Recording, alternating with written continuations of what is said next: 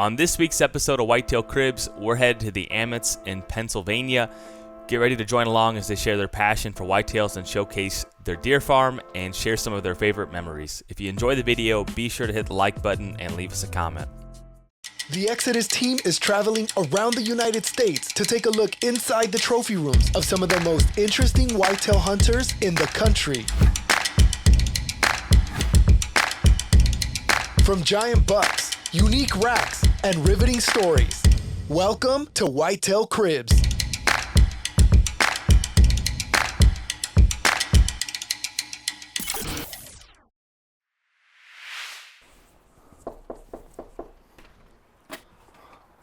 Well, hello.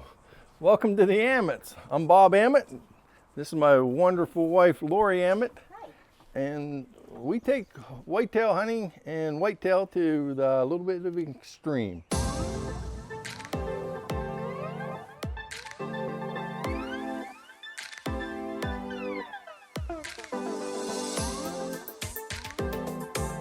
Before we go inside, we'll give you a little tour of our deer farm. We've got our bucks are separated over here. They're just now growing their antlers out. We have several 2-year-olds and a 3-year-old, and our breeder buck are up here.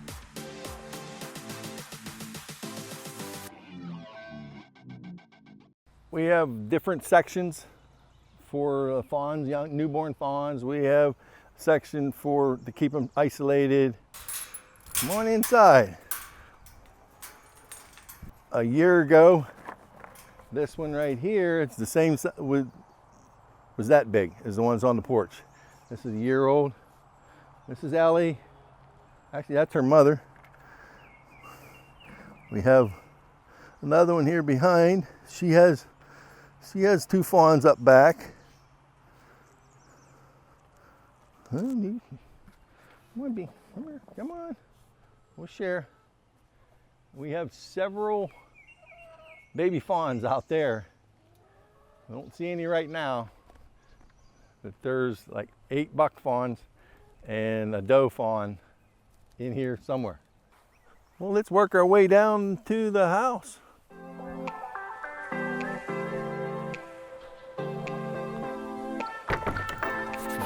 let's go.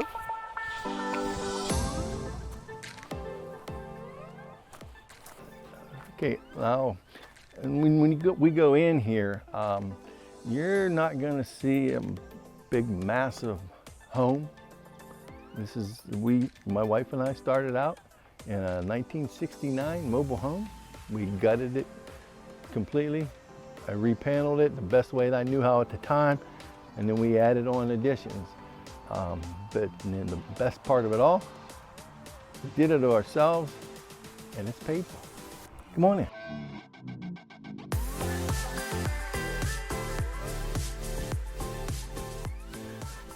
Welcome. This is our room. We've got, on this side over here, my wife and my daughter, they took,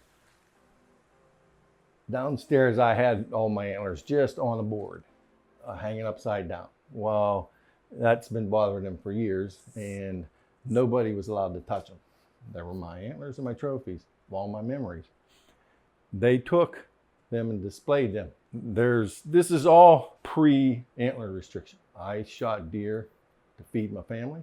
I would hunt other states as cheap as I could to put meat in the freezer. And there's like 35 different sets of antlers here. And a lot of them aren't that big, but I almost remember all of them. So. Okay, a couple of wife side of hunting stories. Quite a few years ago, I want to say 17, 18 years ago, perhaps, my husband Bob had open heart surgery. He had triple bypass, and this happened in September. And the first thing that he asked the doctor was, how soon can I pull my bow back? And the doctor looked at him and shook his head and said, no, you don't even want to think about it. And he's like, no, seriously, how soon can I pull my bow back? And the doctor gave him an answer. I honestly can't remember how many weeks it was before he would be okay to do that. So several weeks later, one night, I'm sitting on the couch and the TV's on, and my husband disappears downstairs. And he comes back upstairs smiling, and he says, "Guess what? Guess what?" I'm like, "What?" "I pulled my bow back, and I didn't shred my sternum." And I'm like, "Gee, that's great, honey. I'm so happy for you." It wasn't long after that, he told me he was going to go out buck hunting. Was not a happy wife. At the time, we had 2 small children, and the thoughts of being a widow would go through my head quite a bit. But he insisted that he was going to go buck hunting.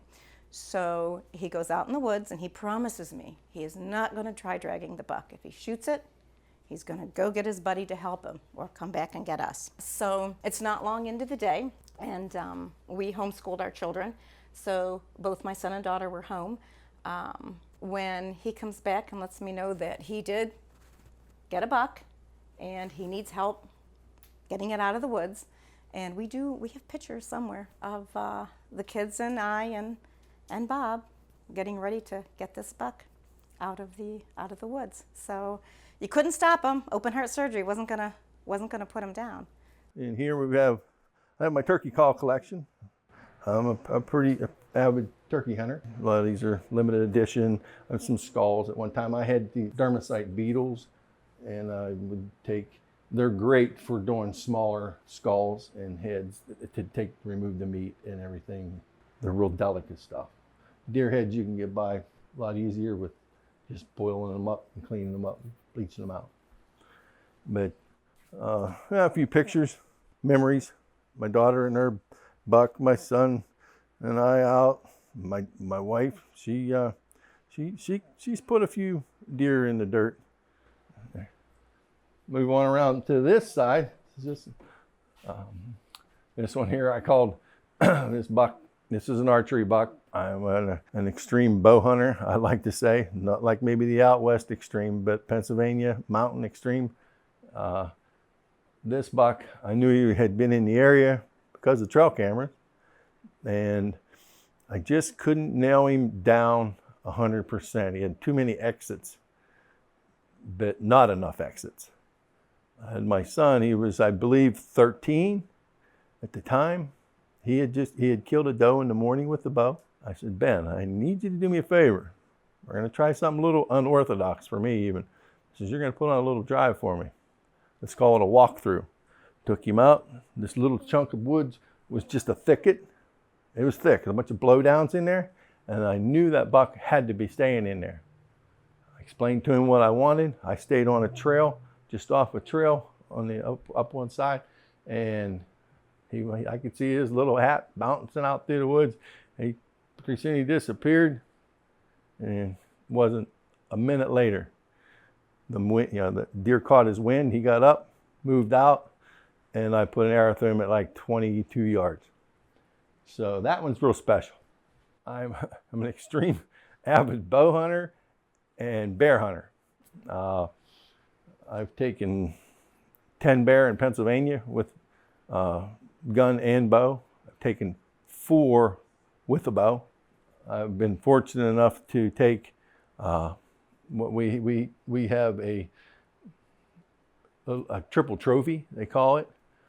It's not recognized by the Game Commission, unfortunately, anymore.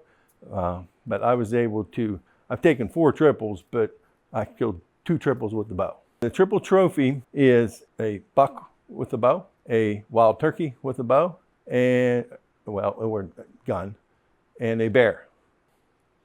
And so that is probably one of my biggest accomplishments. As up until recently, we haven't had large racks in our woods. So pretty much shot what I wanted to eat. This bear right here, the first year they opened up bear archery with the bow in Pennsylvania, I was able to track this bear down in the snow and take her. And that was neat. I tracked her into a clear cut. I bumped her up, snowing like crazy, snowflakes this big. And she didn't know what it was. And I moved forward and she was moving this way. Finally, I got her at 16 yards, shoot through a little hole about the size of a softball, and I shot her through the heart. She made it 2 bounces and fell over. I was ecstatic. At the time, remember, it was the first year, there was only 3 bear killed in the state. This was one of them with the bow. So that was pretty cool. The bobcat, again, I called it in for my son. We had been out checking traps. They did have, the season was still in on them for hunting. I called it in, and he was able to take that bobcat just over this mountain. This buck here, I just shot it 2 years ago with the bow. Again, I knew that buck was around. I just couldn't narrow him down too good. It was next to the last day of the bow season.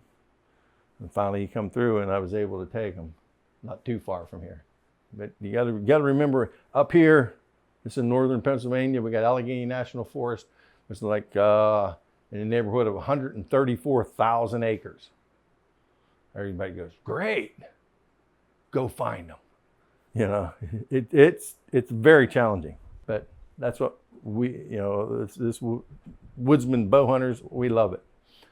On over to this one here. This is my biggest buck that I've taken. With working, I'm just not able to hunt that much, so I try to go as much as I can when I can. Last day of gun season, I had passed several smaller bucks up with the bow, but it was the last day of gun season, and I left the house. My wife wanted to know where I was going. I said, well, I can tell you where my truck's going to be parked, but who knows? I said, I will not be back until probably after dark. Well, I jumped this buck and one about that size with it. Again, I was hunting with the rifle, got a shot, went down to check, and it was iffy if it was going to happen. Missed, so I started trailing these 2 bucks. And again, it was snowing, had about 4 inches of snow, which was perfect. Slipping along, no matter how I tried, they had run along the edge of the open timber, and I bumped them again. They went down into the open timber. I said, they're not going to stay down there. They would have had to go 3/4 of a mile down the mountain to get into any brush. So they're going to come back up. So I worked my way on out, and I said, there was a finger. I knew the woods somewhat. There was a finger that ran out. So I cut up over, dropped in, figured I'd head them off with pass, as they say. And sure enough, I was fortunate enough. I just kept going down, kept telling me, go down, going down. And I knew there was a big break in the hill. And I just, at about 90 yards, I saw this head go. I said, good for me. And I was able to drop him. But that's my biggest buck. I've shot 50-some bucks between bow and gun. I've never killed a 10-point. I will shoot a 10-point if it's this big. Trust me. This buck here, I shot it.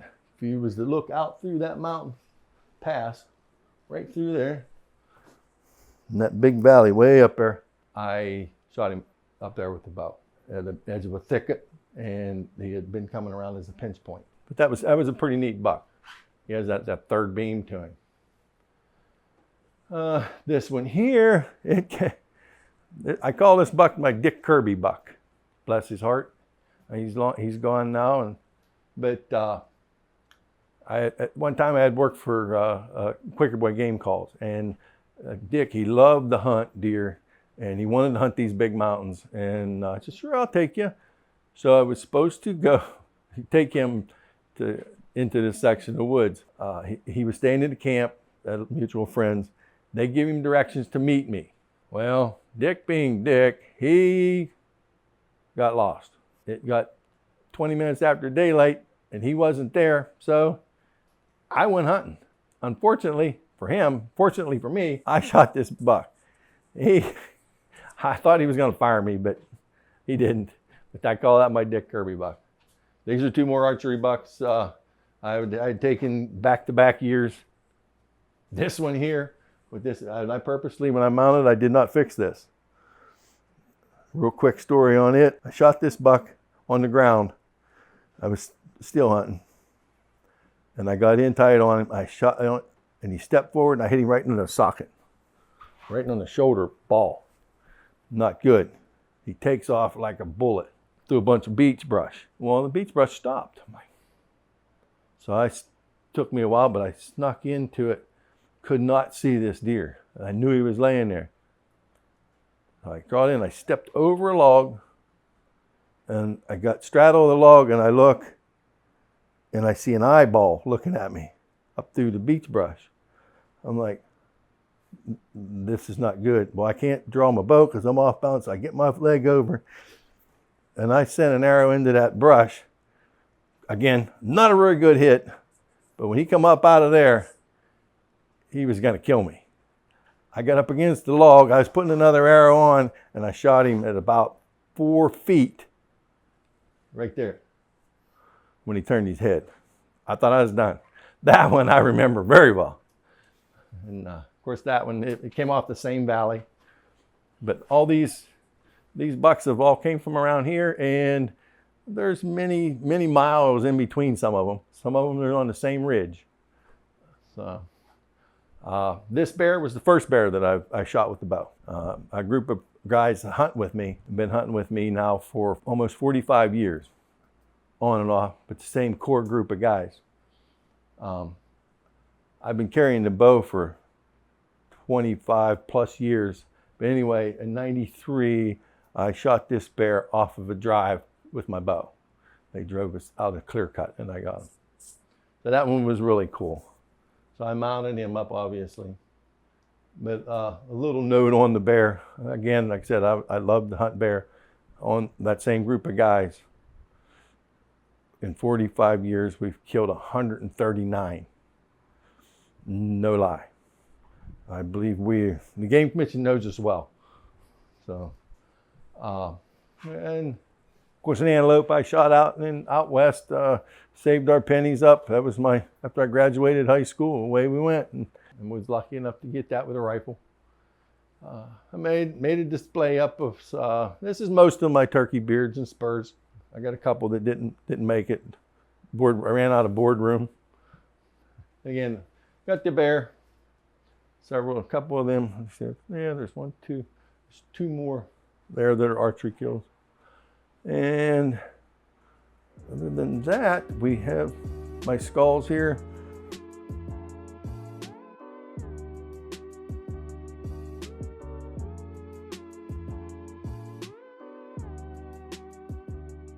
Well, now that you've seen our place, I appreciate you coming. I love your show, and I'm sure I'll love more of them. But unfortunately, it's time for you guys to get out of here. Or you see there's a log pile out there. I got a pair of gloves. You either help with the log pile or get down the driveway.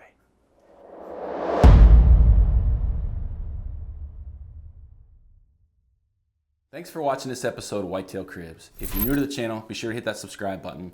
And if you're wondering who the heck we are and how the heck we travel across the country to record these episodes, we are Exodus Trail Cameras and simply believe quality trail cameras should not cost a fortune. That's why 5 years ago, we started a direct-to-consumer company to tackle some of the biggest frustrations we've seen as typical trail camera users: product longevity, product performance, and customer service. We simply build cameras that flat out work in the harshest conditions and back them up with best-in-class customer service.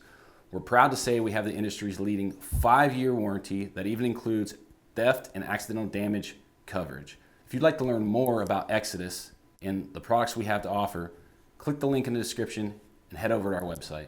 If you have any questions, feel free to drop them in a comment below or shoot us an email.